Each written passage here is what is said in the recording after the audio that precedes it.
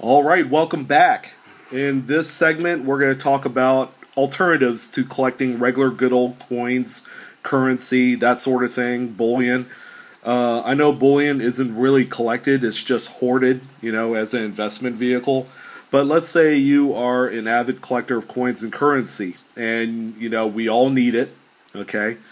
We all need a break sometimes because, if you're really hard and deep into this hobby like I am, it's really going to play with your head sometimes. It's going to force you to make bad judgment decisions where, in this case, for me, I don't see it as just a hobby, but I see it as an opportunity to buy and sell and make some money. So you have to put the emotional attachment aside when it comes to being in the hobby and being in the business at the same time. It's a hard thing to share, but as long as you kind of educate yourself and you give yourself that realization that you can differentiate the two sometimes, you're really going to be successful in this hobby. So there's going to be a time when you're going to be exhausted, you're going to be tired with the hobby where you need to take some time off. They call that a hiatus or just a plain old break. Okay, I've recently taken a 2-month break from the hobby. I needed to reassess where I was, what I wanted to collect.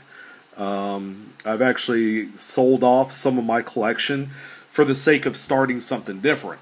But in between all that stuff, I've kind of deviated away from the whole coin subject, and I've gotten into what they call Exonumia, which Exonumia simply means it's just everything else that's somewhat coin related, but maybe not, that you could collect. Now this includes tokens, medals, tickets, for events that's numismatically related. For example, the Panama Pacific Exposition, some centennial events, anniversaries for, like the commemorative coin program would be a good example as something that you could collect on the side to kind of give the regular stuff a break. So in this particular segment, we are going to concentrate on casino exonumia. I don't have a lot of them, but I do like to pick up a few of them on the side because they are inexpensive. It's a great type of side hobby that you can partake. Now I'm going to start with one of the more commonly collected types of casino memorabilia. Now we're not going to talk about ashtrays or shot glasses here. We're going to talk about things like poker chips and slot tokens and that sort of thing. So your regular old poker chip or something that you would use in blackjack. This is the Edgewater Casino in Laughlin, Nevada. The real key to collecting these things is does the chip or token come from a casino that no longer exists? For example, the Sands. Even though there is a wide abundance of Sands and Stardust type of memorabilia from Vegas, okay, they are going to command more money than the more mainstream casinos like the Rio or New York. The Edgewater, this is a $1 chip. This is like a clay composite. If you were to scratch it, you could actually scratch some of the material off, which with the poker chips, they're primarily created and produced from that material. I forgot what the terminology of this thing is. The back is the same. As you can see, I use a 2x2 that's actually a lot larger than a regular 2x2. Actually, it's more like a 2.5 by 2.5, if you could see the size difference there. So these are sold in coin shops because Silver Eagles, you'd have to put them in these as well. They're a whole lot bigger if you wanted to store them in these containers. So that's example A. Here's one of those obsolete chips. This is the Stardust Hotel Casino. It's a little bit older. It's got the metal insert. Again, I'm not a huge collector of these things, but I pick them up because they're really cool. And they're a part of history in terms of the casino industry. It's not terribly old, but it's been around long enough that, where these things here, come into play. It's an affordability factor, and these are extremely affordable. Even the more rare ones, you're not going to spend thousands of dollars like you normally would on a regular coin, with a low mintage. They did produce a whole lot of these. So that's a Stardust. It's, the material isn't that clay. It's something else, some sort of composite. But it's an older chip. Picked that one up for about $7. So slot tokens, I have 5 here and they're all the same. These are all Virginia City. Now, those of you that are avid gamblers know that a lot of casinos don't use the slot tokens anymore.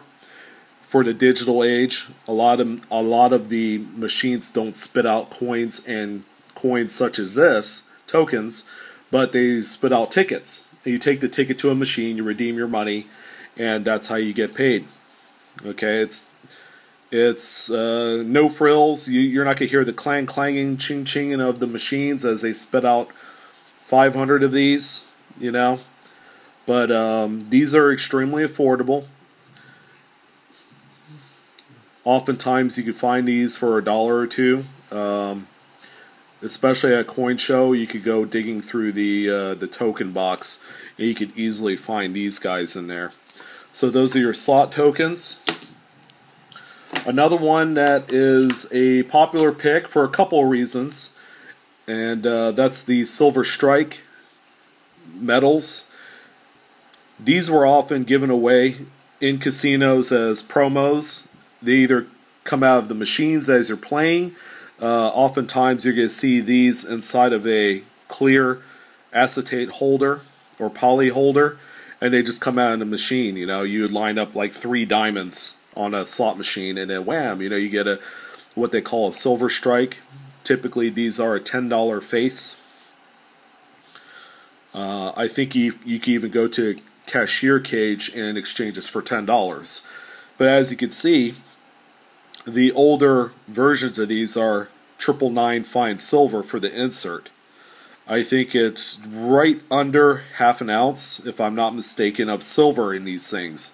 So if you see these out there, don't overpay. In my estimation, anything $15 to $20 is more than fair for these, because A, they're not using them anymore. They're all ticket based as far as the machines go. And B, because of the ramp up in silver prices from the point of, say, 2005, they just don't see the cost effectiveness of making these anymore. And the casino industry was hurting real bad after the 2007 year because of the downturn in the economy. So these are limited numbers. I couldn't tell you the production. This is a Silver Legacy in Reno. Okay, 10-year anniversary from when they opened. Then this is a Caesar's Tahoe. Caesar's Tahoe no longer exists. They're actually called the Mont Bleu now. And I don't think Mont Bleu made one of these because they haven't been around that long, a few years. Okay, there's the back. Good old Caesar. Man, he looks handsome, doesn't he? Okay, so that's a Silver Strike. And you want to make sure, there are some casinos that still give these away. Okay, 99.9% of the time, the insert is going to be clad.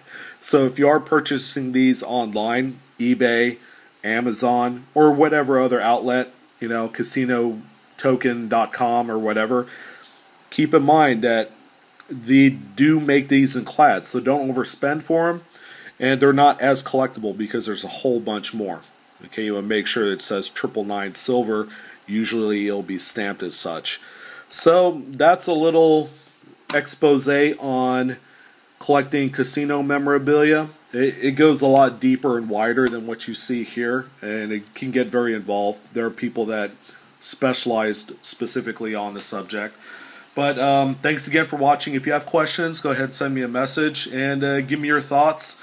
If you are an avid collector of these things, of what other things you should look for, and when you're collecting, in this particular subject. Thanks, guys, again, and I'll talk to you soon.